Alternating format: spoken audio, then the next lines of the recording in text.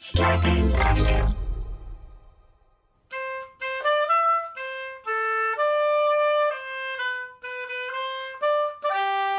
Coming to you live from our houses in Los Angeles, California, it's Nobody Listens to Paula Poundstone, your comedy field guide to life. Tonight, our special movie review episode returns. This time, do you want to spend 8 hours of your life watching Joe Exotic in The Tiger King? Paula and I, of course, review Rocky III to let you know whether The Tiger King is worth your time. Maybe Paula Poundstone's pussy pillows come in big cat size. Plus, Tony Nita Hull is donning her blue latex gloves and opening up the listener mailbag. We've got all kinds of catnip for you tonight. I'm Adam Felber, the man who tries to referee this show's topical boxing matches and somehow keep the discussion within the ring. And now, please welcome the woman who floats like a conversational butterfly but never stings like a bee, Paula Poundstone. Hey! Welcome, Paula. Well, thank you very much. Hey, you guys. Hey. I've missed you. We miss you. When I say we, I mean me, because I'm all alone here too. Yeah, I'm sitting in my chair on my treadmill, which is exactly what it was made for.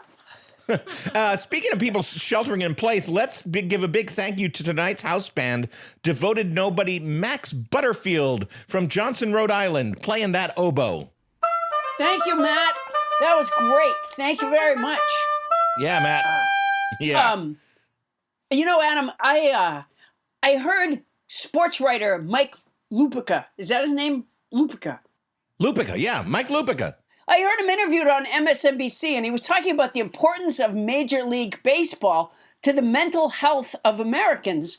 And Wow. they're planning on maybe having televised games with no fans in the stands. And I started thinking, if baseball is that important, why not just get it started now?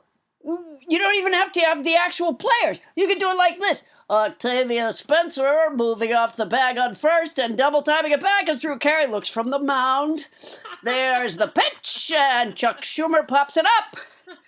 Rachel Ray makes the catch in the outfield, throws to second basewoman Lizzo. Octavia Spencer slides into second, cleats blazing, and she is safe.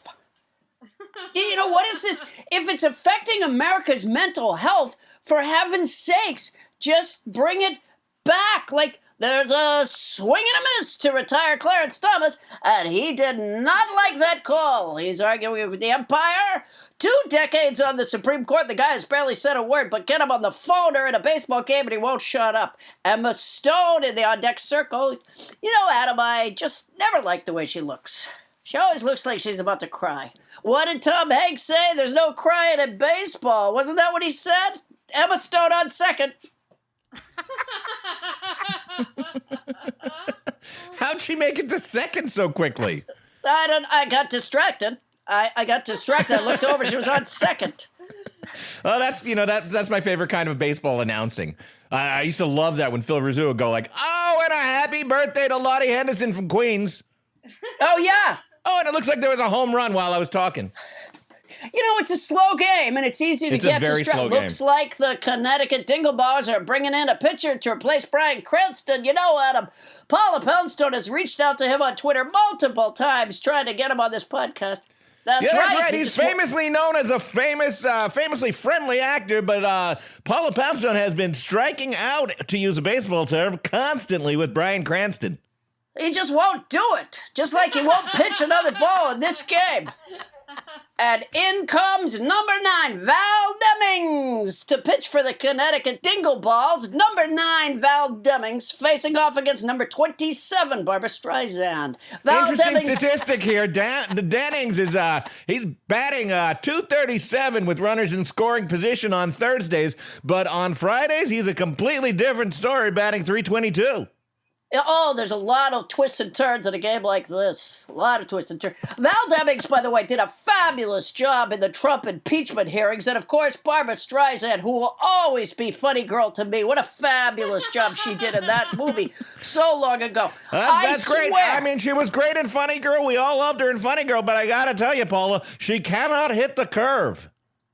No, You throw a no, curveball by Barbara Streisand, and it just whooshes under that big nose of hers, and she's on her way back to the dugout to take a drink of water.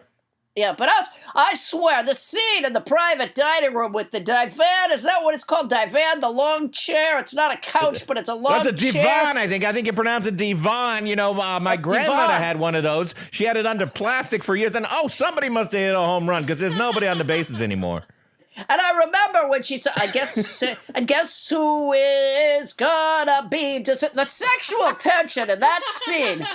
I will put that scene, Adam, I will put that scene up against any scene in any movie. And they didn't even do anything, really, but it doesn't matter. Oh, look at that. Barbara Streisand barely made it home. You know, Adam, so that's what I've been doing with my time this last week, is just, announcing baseball to help America with its mental health problem. Paula, while we got distracted from baseball, we forgot to go around the horn and say hi to our team here today. Yes, let's do that. My mistake.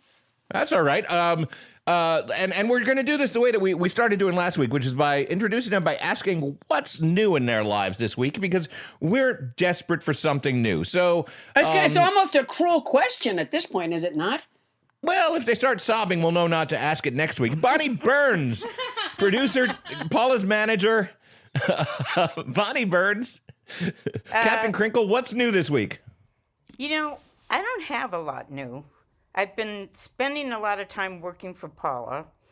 So I was trying to think what I had to say. And the problem I have is that the other day on the phone meeting, we were talking about doing some language for Quarantine Corner.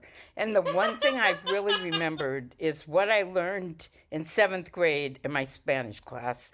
I can't get it out of my head, so I thought I'd share that, which is... But, Bonnie, but can I just say this to you? And I mean, no disrespect, but when we do Quarantine Corner and we say we're going to help people homeschool their kids by telling them what we remember from 7th grade Spanish, right?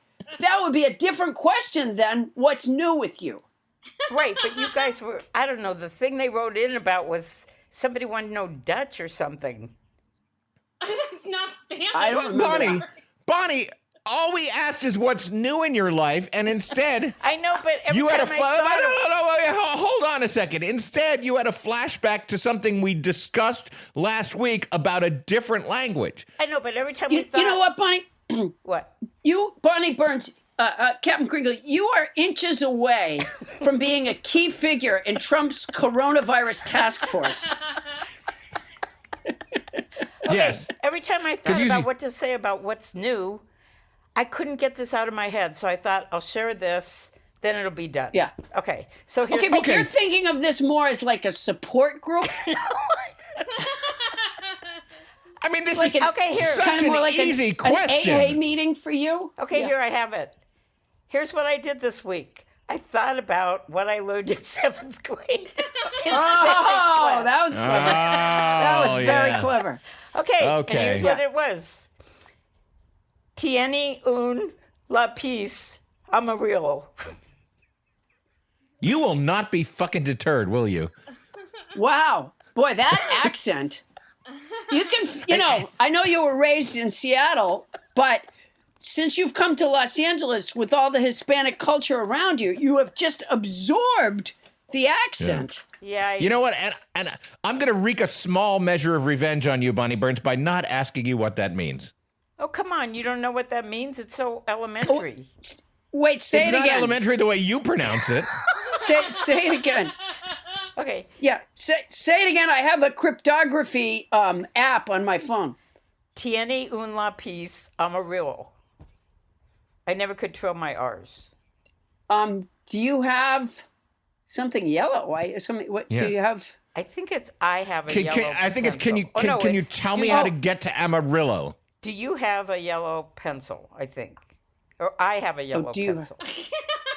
You don't know if it's You don't even know what it not. means? Anyway, it's out of my head now.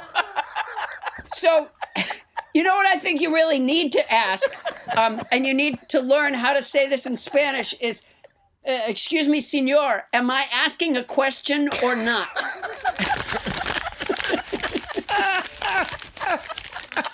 I say frankly, the UN, I'm really hoping that Joe Biden wins the election in November. But I see you absolutely as an ambassador or a UN official of some sort. The way you're able to... Your ability to stay unfocused. Even with the most specific questions, and you're just able to stay completely unfocused at all times. Thank you, Bonnie Burns. Tony Anita Hall, first, let me apologize to you because we have less listeners now that Bonnie's cleared out the room a little bit. But but for the remaining listeners, why don't you tell us what's new with you this week? My brother and I. Before you do that, Tony, I do think we should give some sort of tutorial to the listeners on how to raise your jaw with your hand and close it. It's something that we've learned to do over time. I'm sorry, Tony, go ahead. It's okay. My brother and I have been doing cruise planning for December. You have. Oh, for the love of God. That's ridiculous, Tony Anita. What are you talking about? We have over the weekend. Oh, look, everybody. It's Mrs. Culpepper, our favorite Southern Belle hand puppet. Tony, why not just purchase a tube of COVID-19 and rub it all over yourself? What are you doing? No, you are not going on a cruise with your brother or your uncle or any relative. That is absurd. Why would your brother... Is he an older brother, Tony? He is my older brother. Well, he doesn't like you. What would possess you to consider going on a cruise at this time in our nation's difficulty? Yeah, now to review for our listeners, Tony, you took a break this winter to go on a cruise with your brother and your niece, right? That is correct. But your niece is actually your age, so it's going to be like the three of you getting on a cruise. A couple of things happen. Number one, you don't get along with your niece, and your brother bailed. That is true. So you ended up taking a miserable, tear-stained cruise with your niece at the very beginning of the COVID-19 outbreak, so that your cruise ship was actually delayed for 3 days. And given all that, you and your brother are now planning your next cruise. It's booked for December. Jeez. So we did some planning. That is just stunning. There you go. That's what I did this weekend. What kind of planning did you do? Like getting a will? or maybe, are you bringing along a personal physician? What kind of planning? Well, we want to swim with dolphins. And choose some you want to do what? Swim with dolphins. Huh. By the way, that's every dolphin's dream as well. A lot of times when a dolphin turns 50 and its kids come to it and say, well, what would you like to do for your 50th birthday? They'll say, swim with some Americans that might have COVID-19. Yeah. That's absolutely what dolphins are into. Yeah. I'm hopeful. Well, this is good. shocking. I'm hopeful. You're hopeful? Yeah. Mm-hmm. Yeah.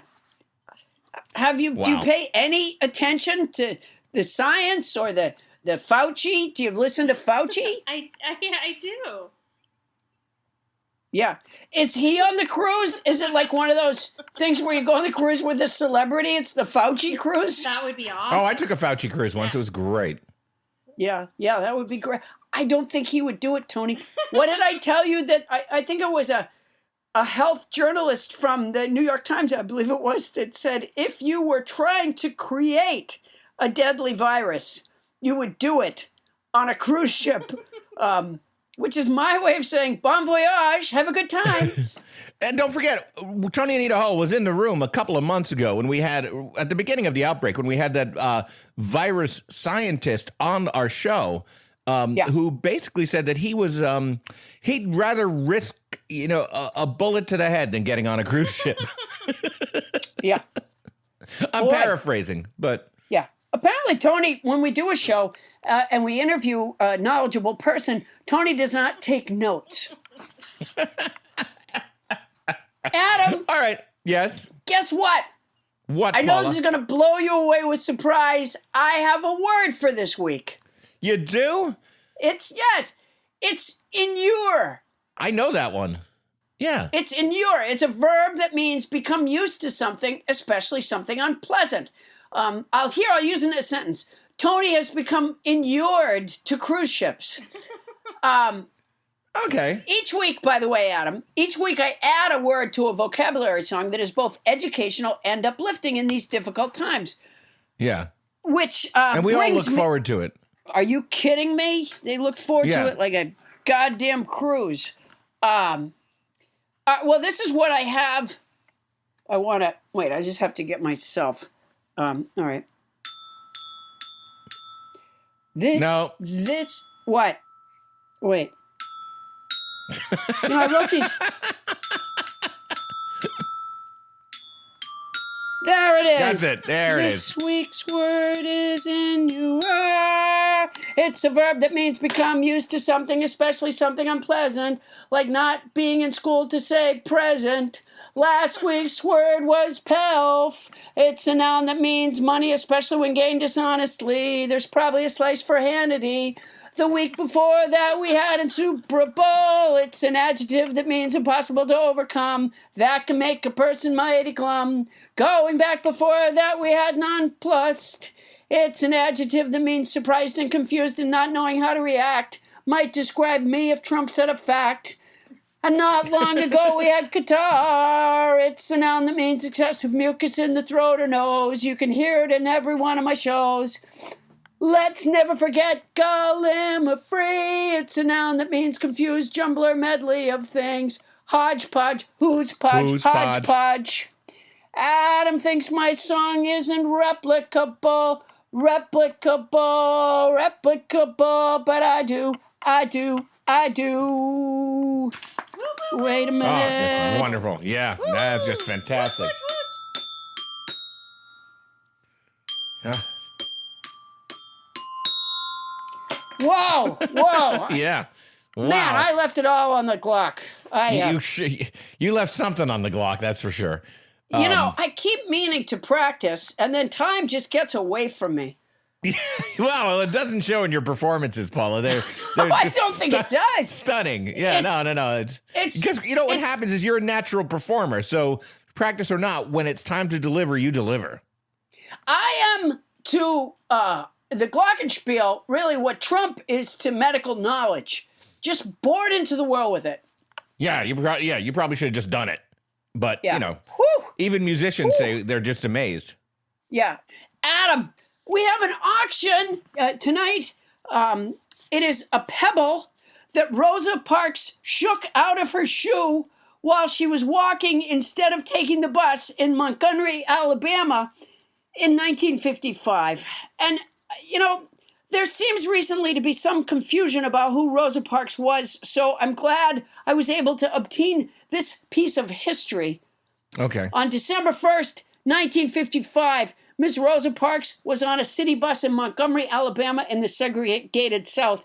She was actually sitting in the colored section, but as often happened when a white man boarded and couldn't find a seat, the bus driver moved the dividing line and asked Miss Parks to move. She refused and was arrested. That night, Martin Luther King and others met to plan the Montgomery bus boycott.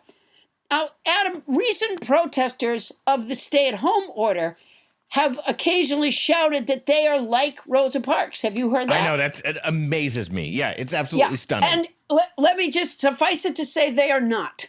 The African-American struggle has been a struggle for equal rights, plain and simple. It is not against a public health mandate to save lives.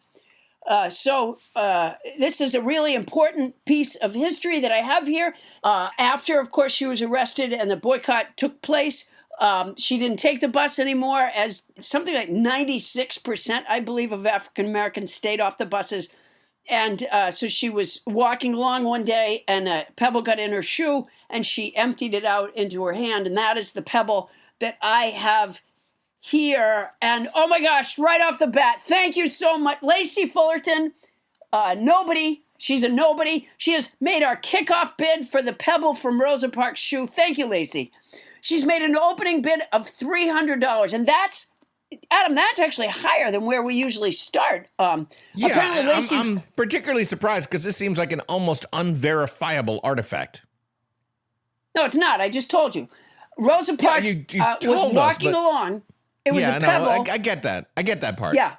It's kind of reddish because, they got the red clay down there. But apparently Lacey really understands the value of Rosa Parks' contribution to this world and would like to have this pebble from Rosa Parks' shoe to commemorate that important act. Thank you, Lacey Fullerton. Thank you so much. It's exciting.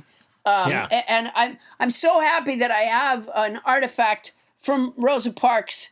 Oh my gosh, Tim Crump. Tim Crump has just made a bid of $350. Thank you, Tim. Thank you, Tim. He says in the comment section, 96%. I was right. 96% of African Americans did stay off the Montgomery buses on the first day of the boycott, ignited by the arrest of Rosa Parks for refusing to give up her bus seat to a white person. Well, wow, $350. That's fantastic, Tim. That's a lot. That's a lot. Yeah. One piece of trivia that I've always loved about the Rosa Parks thing is that was not her first encounter with that bus driver. Oh, I didn't know that. Yeah, it's true.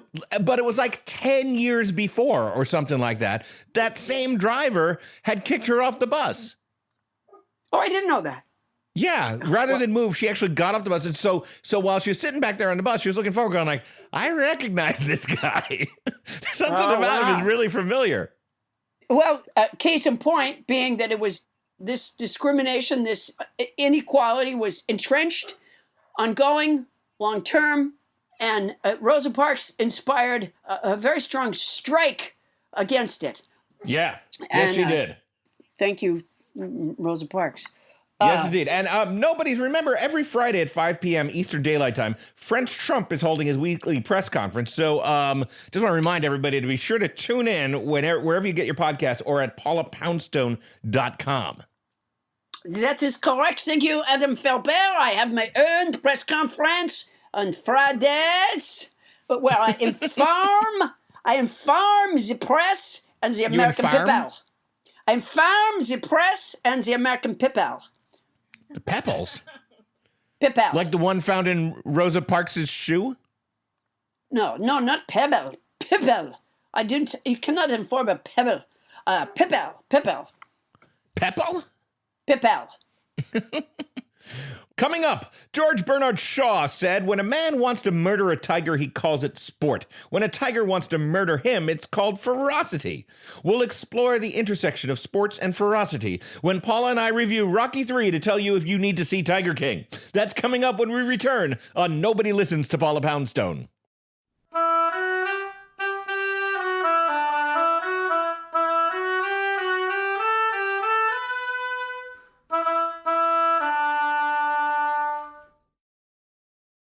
BetterHelp, the world's largest counseling service, has asked me to talk to you about something that is really important, which is your mental health, and how to reach out and get help. You wouldn't hesitate to go to the doctor for professional care if you had a broken arm. Well, your mental health deserves the same attention. BetterHelp will assess your needs and match you with your own counselor from their network of licensed, accredited, and board-certified therapists. You can start communicating in under 24 hours. That's great. It's not a crisis line. It's not self-help. It's professional counseling done securely online. And there's a broad range of expertise in BetterHelp's counselor network, which may not be locally available in many areas. And listen, you're not limited to the 9 to 5 of traditional therapy. You can log into your account anytime to send a message to your counselor, schedule weekly video or phone sessions, and get timely and thoughtful responses from your own personal counselor on your own personal schedule. I like that part. I really like that part. Me because too. My hours, I don't have, my 9 to 5 is pretty heavily booked. So that part would work very well for me. And by the way, you'll never have to sit in an uncomfortable waiting room. Instead, get therapy from the comfort of your own living room. BetterHelp is committed to facilitating great therapeutic matches, so they make it easy and free to change counselors if you ever need to. It's more affordable than traditional offline counseling, and financial aid, well, it's available. Wow, that's nice. BetterHelp's mission is to provide everyone, and this is so important at this time in our world, everyone with easy, affordable, and private access to professional counseling. There's nothing worse than those hobbyist counselors. Right. Anytime, anywhere. Get started today. Nobody Listens to Paula Poundstone listeners get 10% off your first month at betterhelp.com/Paula. That's better, HELP.com/Paula.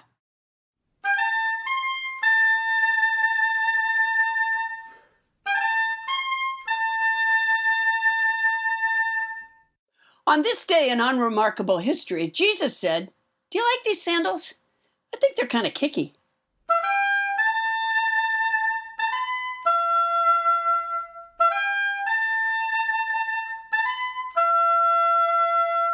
Thank you, house band Matt Butterfield, and welcome back to Nobody Listens to Paula Poundstone, friends.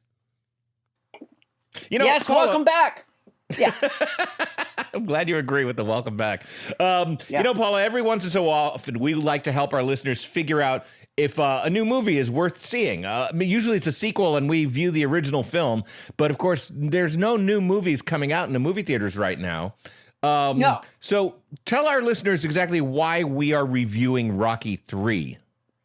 Well, it seems so obvious to me. A lot of people have watched this Tiger King series. Is that what it's called? Yeah. Tiger King? And so Adam and I watched Rocky 3, which features both the phrase and the song Eye of the Tiger. Right, and that seems like a reasonable way to approach it. I mean, in the first 10 days of release, over 34 million people watched Tiger King on Netflix, but I do think that can't possibly touch the number of people who've seen Rocky 3, and I think it's a good gauge as to whether you should watch the Tiger King. Oh, it's the perfect measure. Frankly, Adam, I've not understood what Eye of the Tiger even means, other than it's a phrase that was in that song. Well, it's a phrase that's in the song and a phrase that's in the movie, and why don't I? Do you want me to summarize the movie for our listeners, and then we can go on to our discussion? Because I do have a theory, and I think it's pretty good about what Eye of the Tiger means. Yes, go ahead. Okay. So here's one of my patented quick summaries of the movie. Rocky 3 begins with the end of Rocky 2, where our hero finally punches champ Apollo Creed into submission and becomes the heavyweight champion of the world. Now that he's made it, Rocky wastes no time getting rich, selling out, and losing his edge. He does endorsements, fights cream puffs and palookas, and buys giant houses and expensive shit, all in a montage that might as well be titled Getting Soft Now. All the time, he's shadowed by up-and-coming obsessive phenom... Now. Yeah, Clubber Lang, introducing Mr. T. Kind of puffy. Mr. T is a brutal, mohawked, hard-punching brute designed for only one purpose, to terrify white America. Clubber finally gets his shot, and he punches Rocky half dead. At the same time, he pushes Rocky's trainer, Mick, all the way dead. Yes, Burgess Meredith breathes his last breath, leaving Rocky alone as the only unintelligible guy left in the movie. But wait, Apollo Creed shows up to lift Rocky out of his depression and train him LA style, to help him regain the Eye of the Tiger. 3 sweaty, muscly montages later, Rocky clubs Clubber half to death, and order is restored to the Rockyverse. Yeah, that's pretty much what happened. That's the whole movie. Yeah. Getting soft now. It's so rough now. Oh my God. So all right, so do you want to tell me your theory? Wait a minute. Sorry to interrupt. I cannot believe this. Wait, we just got an online bid for the Pebble from Rosa Parks shoe. Yeah. From, get this, Steve Mnuchin, the Secretary of the Treasury, former Goldman Sachs banker who bought a mortgage lending company in 2009, foreclosed on thousands of borrowers, then resold the homes for a very great profit. Yes, he did. That Steve Mnuchin has just bid $4,301 on the pebble from Rosa Parks' shoe. Steve Wow. Mnuchin, by the way, is real estate rich to the tune of $400 million. So, boy, that really kicks up the bidding right now. $4,301 is the going price. And by the way, we close out the auction at the end of the show. Good to know, but let's keep our values in mind here about what's more important, the civil rights movement or Rocky III. My mistake. Let's just start at the beginning. One of the things I was surprised about was that Adrian, who is now Rocky's wife, Mrs. Balboa, was estranged when I last saw Rocky. She was estranged from Polly, who was abusive to her in every way. And now they seem to have worked things out. It's the theme of Rocky III was a lot of healing. The names were very weird, I thought. He fought a guy at one point named Big Yank. Yeah. Big Yank Ball. Wasn't that the guy's name? Big Yank Ball. Balls or something like that. Yeah. And Yeah. also he did a charity match where he fights a professional wrestler named Thunder Lips. Now, the important, interesting detail about this is that was the film debut and the beginning of superstardom for professional wrestler Hulk Hogan, playing Thunder Lips. So this movie introduced both Hulk Hogan and Mr. T. Basically, this movie created the 80s. Yeah, this movie is unforgivable, at least for those two reasons. When they were showing sort of Rocky going soft with all the richness and the fame, one of the things they showed was that he was on the Muppets. And, that's a clear indication of a boxer losing his edge. Yeah, when he's on the Muppet Show. Right, fighting a wrestler, but also just being on the Muppets. And you could tell, because at one point, Kermit, pushed him, and he staggered back. And, yeah. So Clubber Lang, who is the Mr. T character, has been fighting his way up the hierarchy of fights, but he can't become the champ unless Rocky agrees to fight him. And so, they show all these different fights with Clubber Lang fighting. And then they were revealing a statue to Rocky in Philadelphia. The unveiling of this famous Rocky statue on the steps there. Yeah, and then Clubber Lang showed up at that event and called Rocky out. And Mick was at the event. The manager was at the event. And by the way, right. Mick has so much in common with my manager, Bunny Burns. Yeah. Yeah. Because half the time you have no idea what he's saying. Yeah. Well, many times in the film, Rocky would say, Mick, how you doing? And Mick would begin to talk about his 7th grade Spanish knowledge. Rock, I gotta tell you here, you gotta learn to conjugate your verbs. If you're not conjugating your verbs in Spanish, this guy will knock you to tomorrow. Mick, Rock, do you have a yellow pencil? That's what I want to know. Do you have a yellow pencil? Rock, let me tell you something. If you don't know how to ask for a yellow pencil, you're not gonna have nothing. I thought that it seemed that they made a lot of the movie up on the fly a little bit. It by the way, really was lazily scripted. It was written by Sylvester Stallone, but Mick seemed to find out about the bout. He appeared not to know that Rocky had agreed to fight this guy. Yeah. Well, Rocky gets goaded into fighting this guy because Mr. T starts looking at Adrian and going, "Hey, lady, why don't you come over to my place later? I'll show you what a real man is like." Oh, yeah, exactly. And then Rocky goes from retiring to going "I'll give you a fight if you want to fight." And then they go to this scene in Mick's room. And Mick apparently lives with Rocky and Adrian. Yes, he lives in this giant house. They go to the scene in Mick's room. Here's what I want to know. Why is Mick's room pink? I couldn't tell either. It was a weird thing. You could have had any room, but they put Mick in this pink room with a canopy bed and stuff. Yeah, it was not really the Mick we used to know. No, but you know what? That's kind of a theme because Mick surprises us in a couple of ways in this movie. Unsurprisingly, he has something like 7 heart attacks before he finally dies, and nobody seems to really notice. during one of Rocky's fights, Mick clearly has a heart attack, and everybody's like, "Are you okay, Mick?" And he's like, "Oh yeah, it's nothing. It's just one of those times when your heart stops beating for 15 seconds, you know." I just gotta walk it off. So in any case, so he's in that room, I guess because Rocky thinks he's a Holly Hobby fan. And the other big surprise for me is that Mick, played by Burgess Meredith, after he dies, turns out to be Jewish. That surprised me as well. It was really surprising. I mean, it never occurred to me to think about the religious beliefs of Mick, the manager of Rocky. I just assumed he had none. You would just think that an actor of British descent playing a guy named Mick was probably an Irishman. Well, by the way, his name was Mickey Goldmill. I never even knew his last name. It was just Mick. It was Mick. But there was that scene, I think it was in Rocky 2, where he says in a kind of a quiet moment with Rocky, he goes, "Rock, you know what I want? A pink bedroom. Can I have strawberry shortcake? Could I have a strawberry shortcake doll? I'd like that." That's right. That's right before Rocky goes, "Hey, Mick, you want some bacon?" And he goes, "I don't want no bacon. Don't bring that around here." So there were clues everywhere. Yeah, how can we have missed that?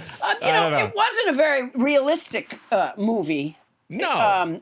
Mr. T, the Clubber Lang character, yeah, sure.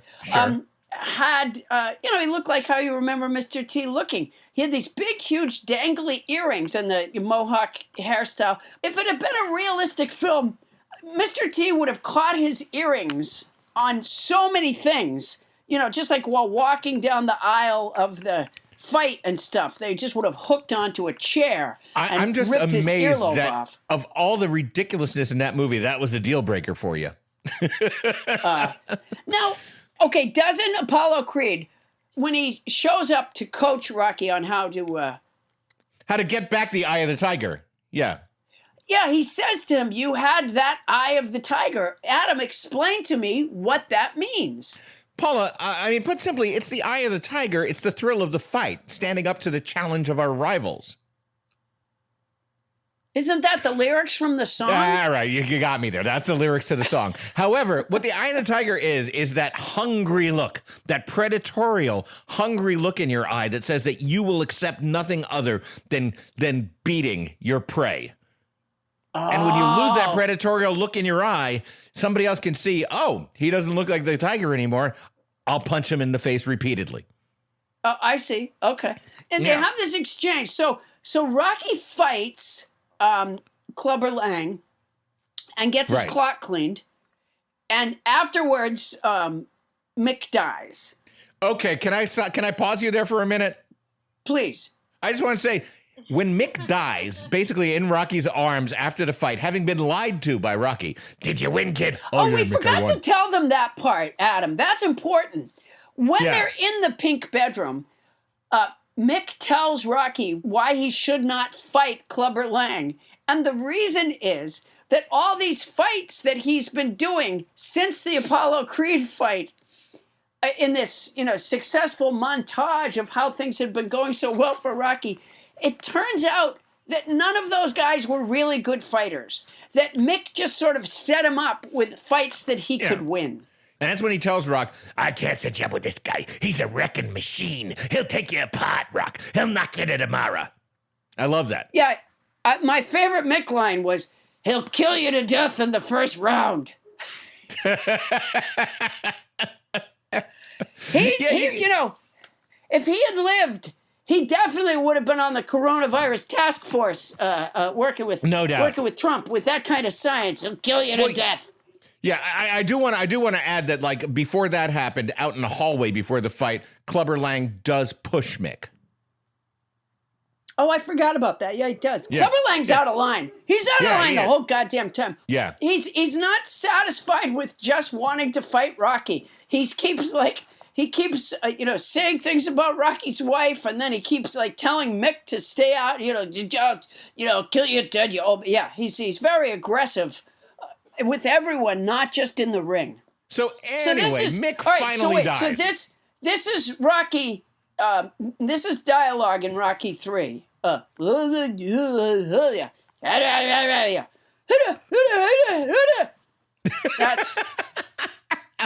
That was Yeah. dialogue. And then I want to play us some actual dialogue. This is after Mick finally kicks the bucket. Rocky's not happy about the fact that Mick dies. And he expresses himself thusly. Mick?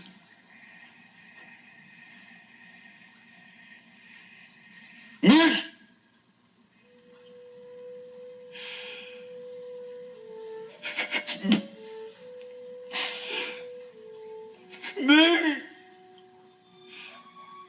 Mick! Mick, I'm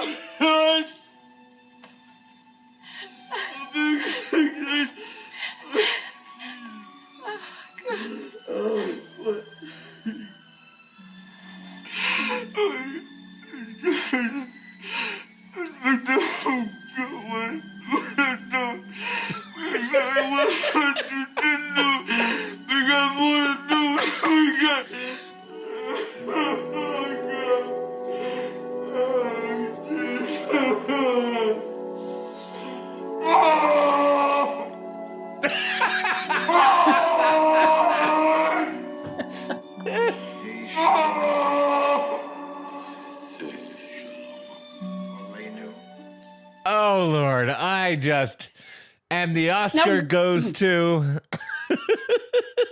You know what? It's hard to make out, but a lot of what he said really showed the relationship between, a person and their manager. Like, you can hear him at one point say, he took 50%. What?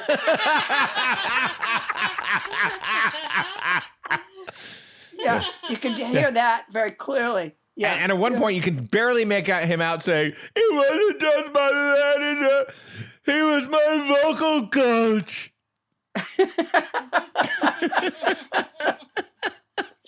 My dialogue coach, and now he's gone. Yeah, I have to say that when I was watching Rocky III here in my dwelling by myself, I found it a very moving scene. That when Rocky was unhappy. I did too, and I watched it with my whole family because I was like, we're watching a movie, and me and Aunt Paula are going to be reviewing it. Does anybody want to watch Rocky III? My kids had never seen Rocky 1 or 2. I just explained it to them very quickly. My whole family loved that movie. They found it completely predictable, but they were cheering Rocky on. They were scared of Clubber Lang. They loved Apollo Creed. They were sad for Mick. It was great. It absolutely worked on them. Clubber Lang. Clubber Lang. Okay, it's rock. Top it high. Hit him up high. Howdy. That's the vocals. That's well, yeah, and iconically, that's not only the first appearance of Mr. T in popular entertainment, but it's the beginning of I Pity the Fool.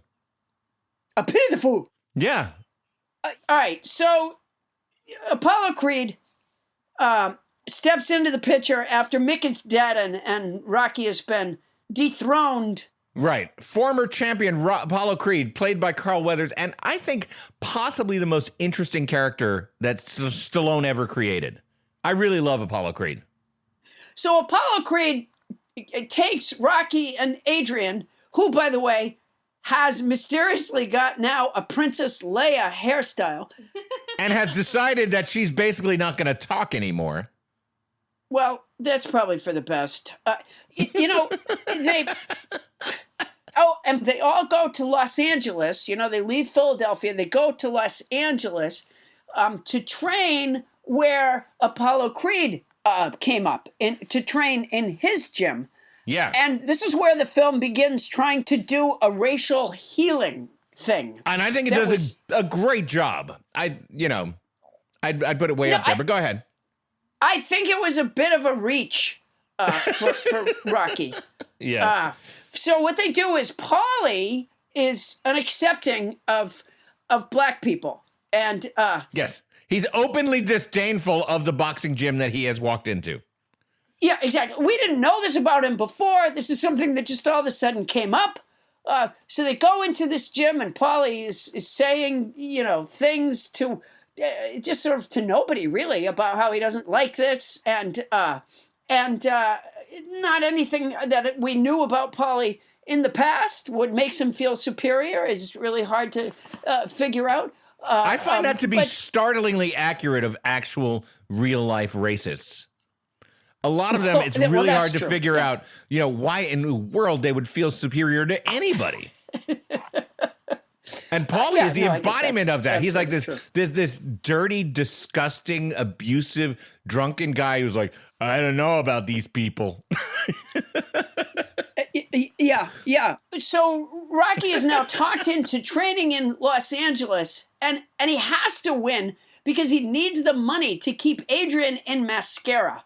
And you've seen she is wearing a lot of mascara now. Tremendous amount of mascara. There was one scene where she could barely stand up because her face was that heavy. She was more lashed than woman at one point. So Apollo Creed keeps trying to train Rocky, and the training isn't going well at all. As if Rocky had never had any skills whatsoever. He can't be up on his toes. He's not fast. He can't, they keep trying to teach him like he's a dancer, and they're like, oh my gosh, he's a white guy. He can't dance. You know what? I actually buy that part, because in the first two Rocky movies, one thing they firmly established is Rocky's main strength was that you could punch him in the face an infinite number of times, and he would keep punching you in the face.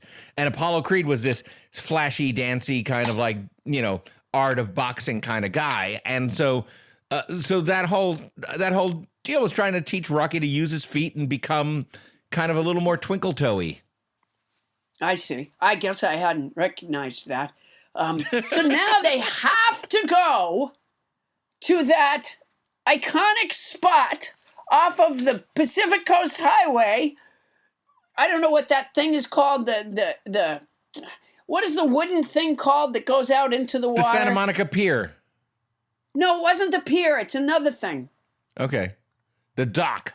They have to run at this place so they can get that iconic shot. Causeway. No, it's not a causeway. I can't think of the name. I'm just saying words of stuff that sticks out into the ocean. Jetty. It's a jetty. So it might be a jetty. So it's an isthmus. Apollo Creed is explaining why they're doing this. He says we've got to get some speed, and finally he says to him, we've got to get a shot of you at that iconic beach spot. And they run, and Rocky is always behind Apollo Creed, and he keeps getting his ass kicked in these running things. And Apollo Creed's so frustrated with him. He's like, what are you doing, man? What are you doing? And finally they go away, and Adrian. Now keep in mind, in Rocky 1, Adrian was Paulie's sister, lived in this dumpy apartment, worked at a pet store, barely spoke, to the degree that there was speculation that she was mentally impaired, developmentally delayed. Yeah. Right? Wore big, thick glasses. And now she's come to Los Angeles, and she's a therapist and a life coach. She talks to Rocky, and they do like an encounter group with just two people. She's like, no, Rocky, what is it? What is it? And finally he says, I'm afraid. I don't want to lose. Right? I'm afraid I can't lose anything anymore. I'm scared. You dragged it out of me. All right? I'm scared. It was very moving. It was really good. By the way, that was exactly what it sounded like. And she basically says to him that he needs to go get his brains beaten out. Isn't it supposed to be? Isn't it the wife supposed to be saying, we have everything we need, Rocky? You could just go get a regular job right now, or I could go to work, and we can keep the house, and we can raise our son. But she's like, what do you mean you're scared? Get in there, get your ass kicked. It's a really beautiful scene between the two of them. She says to him, nothing is real if you don't believe in who you are, which we're still trying to unravel. The riddle of Adrian is that throughout the Rocky movies, and Paula, I've seen all of them, is that throughout the Rocky movies, she alternates between screaming at him for wanting to fight again when it's risking his health, and suddenly saying out of nowhere, you have to punch this guy a lot or else you're not a man anymore. Yeah. I She's think like the worst girlfriend ever, writ large. Yeah, I think there's probably another Rocky that we haven't seen where she does fuck Clubber Lang. I mean, here's a little side note for fans, is that in Rocky 2, I guess his health is in danger again, and she convinces Rocky not to fight again, and then he decides to fight anyway, and she's upset. And then, like, around the time of the birth of their first son, she goes into a coma. Oh, And I didn't know Rocky that. And then, while Rocky's training, she wakes up from the coma, and she says, Rocky, win. And then he goes and beats up Apollo Creed. So, like, she's put him on this roller coaster before, is my point. I hadn't seen that one. That would make this one make even less sense if I had seen it. Yeah, she really goes on a roller coaster. What do you mean you're scared? Really get in there. Get in there.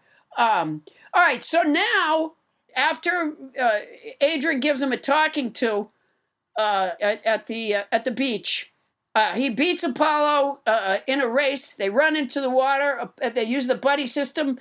Apollo's drowning. Rocky pulls him out, breathes life back into him. It's a beautiful scene. Extra stuff there, but okay.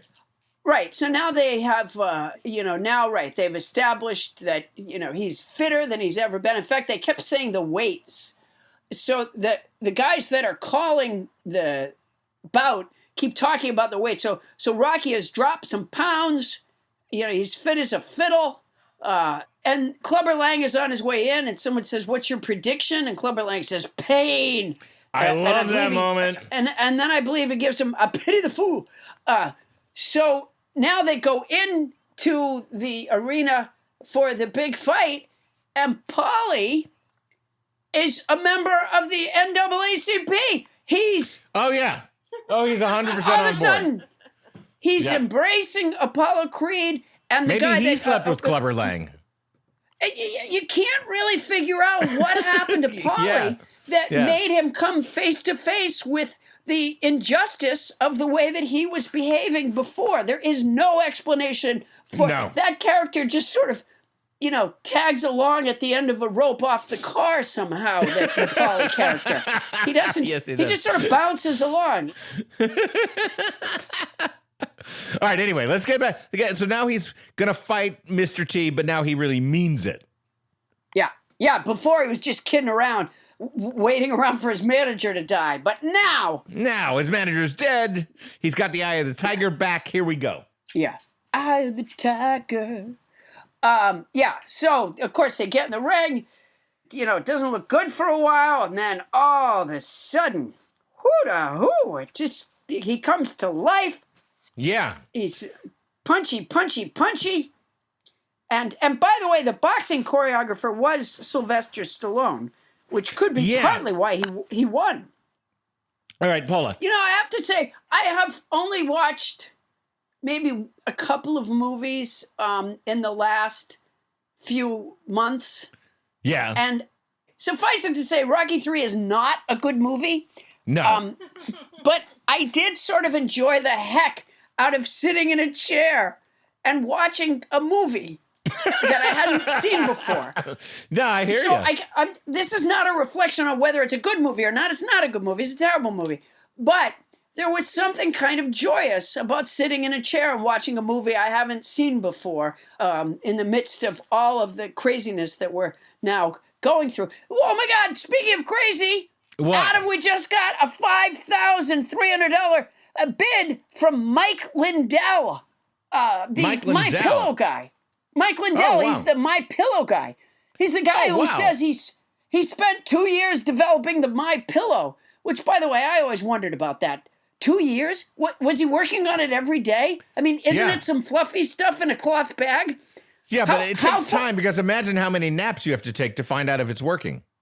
Maybe that's the system he was. I mean, how far out of the box was he like, pine cones didn't work? How about hamsters? It's fluffy stuff in a bag. But I guess, thank you, Mike Lindell. $5,300 from Mike Lindell. Wow. That is a big bid for the pebble from Rosa Parks' shoe. that arrived in her shoe while she was walking during the bus March. boycott of the, Right, the bus boycott. Montgomery, Alabama buses. Yeah. Interesting fact. A lot of people think of Rosa Parks as this woman who was just an ordinary apolitical woman who just lost her cool when she was asked to give up her seat. But she was actually a very, very active civil rights person for years before this moment happened. Yeah, she was a member of the NAACP already, as was her husband. And by the way, they left Montgomery because the backlash, even though it was obviously a highly successful boycott in that the argument went into the courts, and the courts ruled that indeed it was unconstitutional to segregate the bus seats in that way. Nonetheless, the war remained very difficult for both she and her husband. She was fired from her job. He was harassed at his job. Yeah. There were death threats and, of course, the bombing stuff that took place to the other members of their organization afterwards. And so they left and went up to Detroit. Yeah, they moved to Detroit, right? They left Montgomery and moved to Detroit. And that brings me to a very important point. So they moved to Detroit, and I have to ask you, Paula Poundstone, given your experience with Rocky III, should our listeners watch The Tiger King? I see where those two things are connected. No, they should not watch The Tiger King. I would why's say that? Rocky III was not good. They should find another movie that they've never seen before and watch that. Because, as I said, there was something exciting about watching a film I hadn't seen before. But Rocky III is not a balm for these days. A balm, B-A-L-M. Like a tiger bomb. Exactly. I have the tiger bomb. Now, I got to say, having heard your opinion, I want to take your answer, but because I think you're right, but I already prepared my answer. My answer is, watch The Tiger King because I loved Rocky III.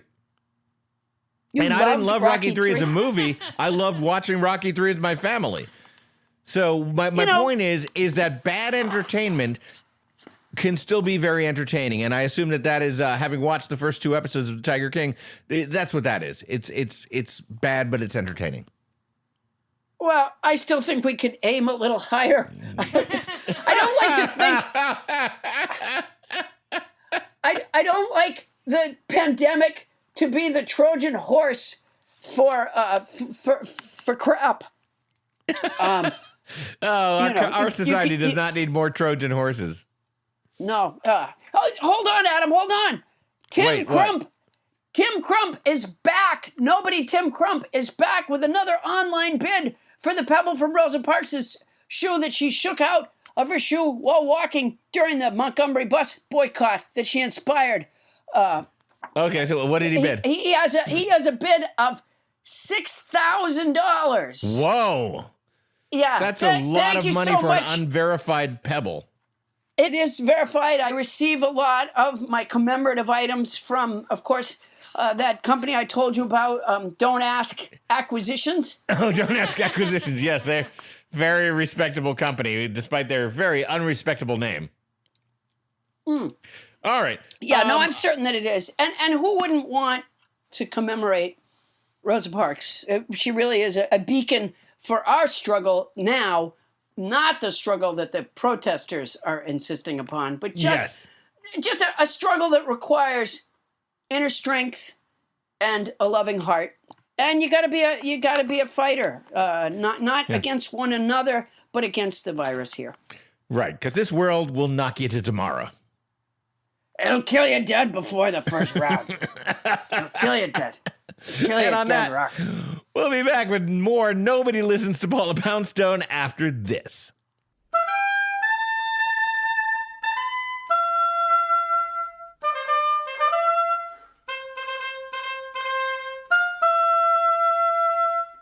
The cat of the week is Manila from Brooklyn, New York.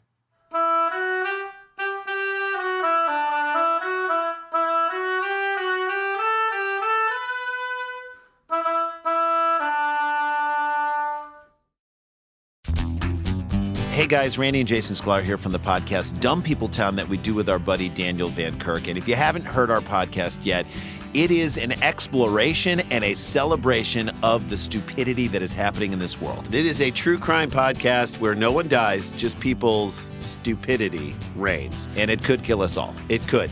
We believe the world's getting dumber.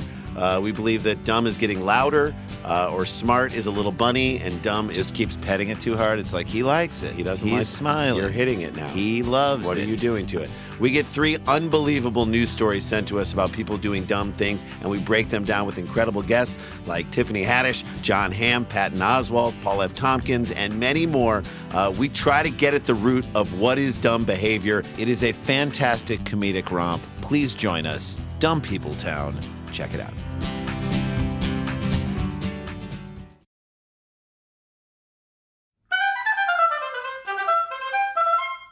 And we are back. Thank you, house band Matt Butterfield. That's some fine oboe blowing. Yeah, absolutely. Matt Butterfield, thank you so much. This is fantastic. Really appreciate it. Yeah, and all you know, buddies, thanks so much. And remember, who knows how long this is going to go on, but if you want to step up and become our house band, you just let us know. Tony Anita Hull will hook you up. Now it's time, speaking of our listeners, to open the listener mailbag. Tony Anita Hull, can I ask you to step into the room? I'm here. Okay, thank you, Tony. So, Tony, metaphorically, Tony. He meant it metaphorically. I had to mean it metaphorically because she's in a studio apartment, right? Yeah. Yes. Yeah. She's been using her blender pencil sharpener. That's another device that she's created to use in her kitchen/office. Absolutely. Hey, Tony, so welcome. Thank you. Now, I understand that you have some listener mail for us, and it's time for our special segment that we call Hit Me Up, Matt Butterfield, Mailbag. Mailbag. Apparently, Matt switched to the Glock, and I'm okay with that. All right, Tony, come on. Hit us up. Okay, so this is from Maureen Pease. Hello, I know that this reference is an old episode, but Adam's main accent is about as good as Warwick's in The Graveyard Shift. Thanks for all the laughs. Wow. Now, I don't know that movie. Is it a movie? Graveyard Shift? I don't know. Huh. Has anybody seen it? I think Maureen has made a film called Graveyard Shift, and she's just trying to promote it. It's quite possible. Maureen, congratulations on completing the film. But Paula, what I suspect is that I am once again in one of those situations where I don't know if I'm being complimented or insulted. That happens to me a lot. I don't know if my main accent was good or bad. But it's mainly taken from Can't Get There From Here and Pepperidge Farm Remembers. Yeah, I'm going to assume that Warwick's accent wasn't that good in Graveyard Shift. All right, then fuck you, Maureen. How dare you? I was going to say thank you, Maureen. It was an old episode, you know, we make them and we throw them aside, Maureen. We don't have time to tarry on Adam's bad accent in an old episode. Adam's bad accent. Well, that is not my strongest accent, so I'm guessing that you might be right, Paula. Let's move on. Tony Anita, and by the way, we love you, Maureen. Keep writing in. Tony Anita Hull, what's next? Hi, team at Nobody Listens to Paula Poundstone. I wanted to start off by saying I love the podcast. We love you. Let me just say right here, Maureen Pease, do you hear what this person said? That's how you start, Maureen. Go on, Tony. Please keep doing what you're doing. It's hilarious. I have absolutely nothing bad to say about it at all. Captain Crinkle is a bit much, and by that I mean she is completely crazy. I've yet to see... I've yet to see Thomas Coyne in Vermont, but I'm still looking. One thing I'm hearing is that Adam Felber is on every show. Wow, that's impressive. Thanks, Eben Gifford. Okay. Okay, go ahead, Paula. I think it might be Eben Gifford, maybe. Sorry. You are right. Adam Felber is on every show, and it is impressive. It's not the same as having your star on Hollywood Boulevard, but it's big. It's big. I want to say that Eben has done the impossible here by uniting me with Bonnie Burns. But I'm not I think, crazy. Yeah, I think Bonnie and I have common cause here. Is that Eben says he has absolutely nothing bad to say about it all, but he said. First, he breaks out that canard that Paula started, that the best thing you can say about me is that I'm on every show. But he also calls Captain Crickle a bit much and completely crazy. Oh, no. What is that about? I think Eben means that in a very playful way. Like, okay, because he didn't say anything bad about you. Well, no, but... Yeah. Had it also read, and Paula needs professional help, how would you then feel about the email? But that's not what they said, Adam. It was like completely crazy.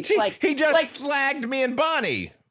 No, it's like completely crazy. Like, oh my gosh, she's a riot. She's just crazy. That kind of crazy. Not like a bit much. Not like she hears voices and No, it's not like that. No, I think. Okay, it's, now I am going to now utter a phrase that I don't think has ever been uttered in the English language. Bonnie Burns, what are your feelings about this? I know I feel very secure. I know I'm not crazy. How about a bit much? Wow. No, I don't think By I'm the a way, bit that's much. one of the first. I feel good. That's one of the first symptoms. I feel good. I think I can right. be annoying at times. No, Paula, back me up. No. I think that's part of my job is to be annoying. No, come on. not at all. No. Well, it is part of the manager's job to be a little bit annoying sometimes, and I think that was demonstrated in Rocky 3 when it turns out Mick was having Rocky fight fighters that weren't really fighters. Like Bonnie called me one time and she said she had gotten me on the Late Show with Stephen Colbert, and of course I was excited. And then it turned out it was the Late Afternoon Show with Stephen Colbert. Oh, yeah, that's annoying. Yeah. All right, Tony, what else you got? What's on the hot sheet? Okay, this is from James Hyder in Marietta, Georgia. Paula, I've been enjoying your podcast since day one, so I had to write in to let you know that you're mispronouncing one of your vocabulary words. I would have written sooner, but expected that some other nobody would have let you know by now that the correct pronunciation of gallimaufry puts the emphasis on the third syllable, mao, not the second, limb, as you've been saying it. So it's gallimaufry. Thought you'd want to know. Ooh. Oh, I didn't know that. Gallimaufry? Gallimaufry. Oh, I don't like that as much. Gallimaufry. Gallimaufry. Wow. That doesn't sound right. I'm going to have to check that out, James. Yeah. Boy, I mean... James, I might prefer you to have said that I'm completely crazy. That could have been a more pleasant. Gallimaufry. I've always heard it. This week's word is gallimaufry. Yeah, well, it's still galim. I gotta look that up, which I obviously can't do now. I'm looking it up. But, oh, great. Bonnie's looking it up. For those listeners who don't know, one of the things that makes Bonnie Burns as annoying as she is we talk to her on the phone every week as we plan this show, and she suddenly starts listening with half an ear while she's scrolling through her devices to look things up. Yeah. So we'll have a long conversation about, say, for example, how long the podcast should be. Right. And then we'll all decide after, say, 20 minutes of talking about it, that it should be an hour. And then Bonnie goes, well, how long do you think the podcast should be? And meanwhile, she won't have a convincing answer for the thing that she's been looking up while not listening to us. Right, exactly. Because she was staring at the band, the Monkees, on their site. And she was thinking like, yeah, I'm a believer. So Bonnie, given all that, how do you pronounce the word? Okay, Galama-free. God damn it, Bonnie. Okay, which? Okay, here. G-A... Yo, she's right about the third... What do they call it? The third... By she, you mean he, and by he, you mean James Hyder here's what from it is. Marietta? It's James. Yeah, she had already started Googling before we got to the name. No, here. It's Galuhmaa is the one that's in, dark letters. And then F-R-E-E. All we need to... All we Okay, needed was all the we- answer. He was right. Galama-free. Gallimaufry. Galama-free. No, Bonnie, it's Gallimaufry. Yeah, you put I'm- an accent. I am literally telling you how to read the thing that's in front of your face. Yeah. Bunny, I think you have... Bunny, I think you have the accent on the wrong syllable. Oh my God. I want to segue. Tony Nita Hull, are there any more pieces of mail? I think we're good. No, do you have any more? This is fun. Is that it, Tony? I think we're done. Yeah, no, we're cool. Okay.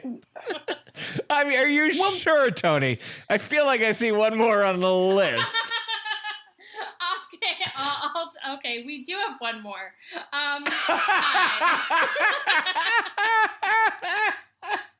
Go ahead. Hi, love the show. Can you have Captain Crinkle Bonnie Burns on the show more often? Every time she... All right, that's all the time we have for mailbag. No, stop, Tony, right there. That's it. I saw that there was another one on the list, but that's it. I think this was written by Bunny. Gallimaufry. Yeah. Here. I have it. Read it to the end so that we can hear what Bonnie's pseudonym is. Gallimaufry. Okay. Did you hear? Yeah, are you playing the Gallimaufry pronunciation? I can't play it for you and that at the same time. You're playing the pronunciation while Tony's reading the other mailbag? God damn it, Bonnie, you are literally thank you, Paula. You are literally interrupting an email about you. I was... You know what? Never mind. Okay. Tony just said the classic "God damn it, Bonnie," which is actually Bonnie's ringtone. When Bonnie's phone goes off, it goes, "God damn it, Bunny." Oh my God. I can't believe it's come to this. Okay. All right, go ahead, Tony. Go ahead, read it. Okay. Read the end of this. We want to know what Bonnie's fake name was at the end of this email. Yeah. Hi, love the show. Can you have Captain Crinkle Bonnie on the show more often? Every time she makes a crinkle, she cracks me up. When she read listener mail...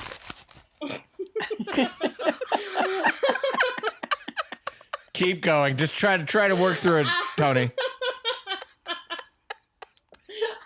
This is why I wanted to end mailbag. When she read listener mail, I had tears in my eyes. So did I. And the iTunes incident is iconic. Yes. Thanks, Jonna Leota. All right. Well, thank you, Bonnie, for choosing that interesting pseudonym. Wow. Yeah. A lot of people don't realize that Bonnie also has a writing career, and she writes under the name Gianna Leota. Right. Thank you, Jonna. We hear you. Thank you, me. Paula, get ready with your instrument, would you? And that, ladies and gentlemen, is mailbag. Mailbag. Mailbag. Mailbag. Mailbag. No. Okay. Mailbag. Mailbag. All right. We'll be back with more Nobody Listens to Paula Poundstone after this. Couldn't find it.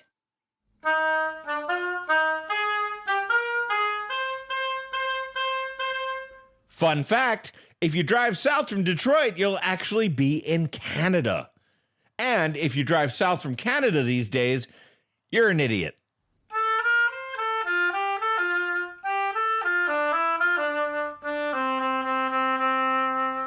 Welcome back. Speaking of hotel soaps, we want to hear from all you nobodies out there. Please email us, even if you're a thinly veiled Bonnie Burns pseudonym, at nobodylistensapollopoundstone@gmail.com. If you want to contribute to our mailbag, send us your theme song, or give us a podcast description that might appear on our homepage, just go ahead and send it to us. Once again, that's nobodylistensapollopoundstone@gmail.com. I think Gianna Leota is banned from being on the homepage. Adam, we have another online auction bid on the pebble from Rosa Parks' shoe.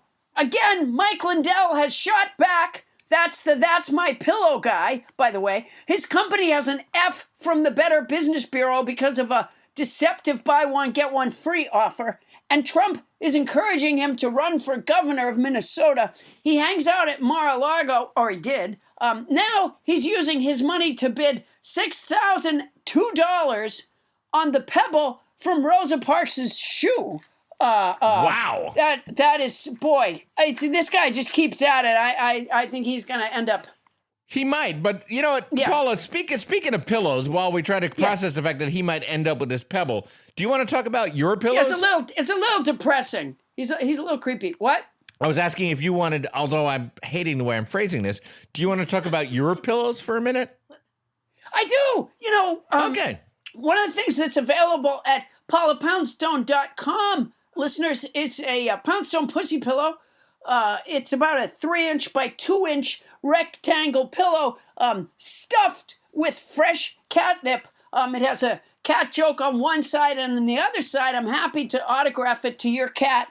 And you can get that through paulapoundstone.com. I believe there's a box where you write the name of your cat for me to autograph it. Fantastic. By the way, I have 1 or 2 cats that actually use it as a pillow, which sort of amuses me. You can also grab a copy of my book, The Totally Unscientific Study of the Search for Human Happiness, and the rest of my books and CDs, which I like to tell myself anyways, helpful balm in a difficult time.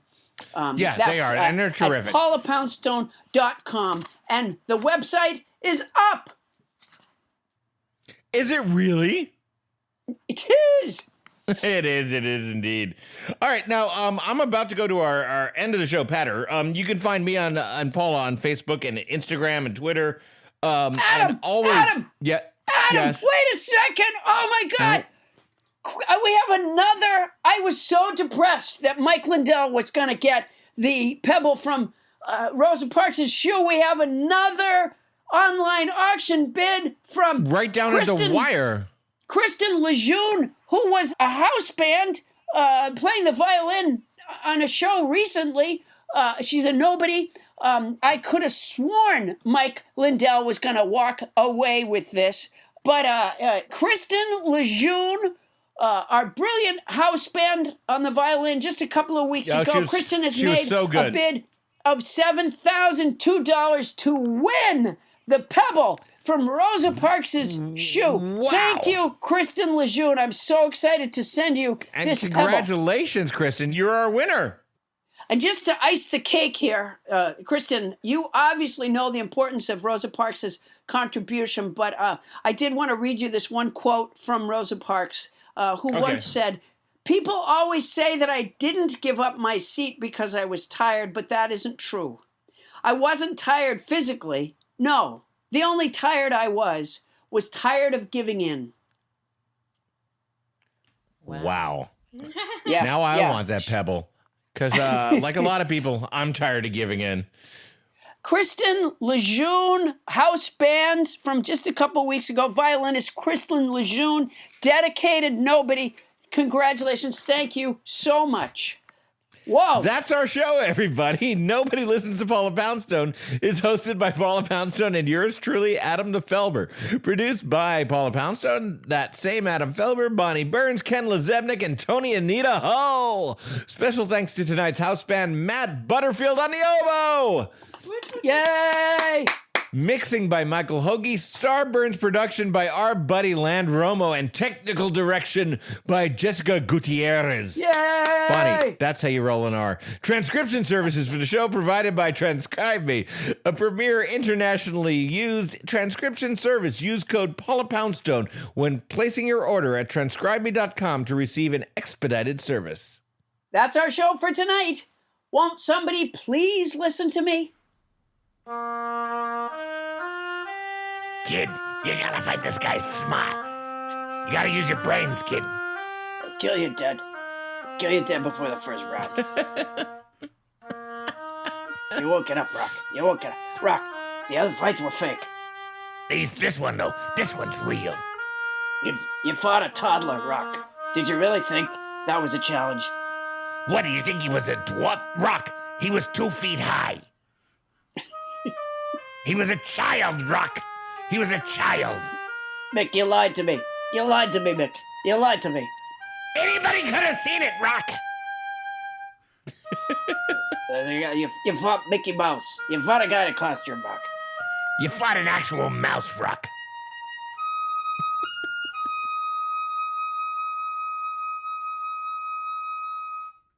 Starburns Audio, a podcast network.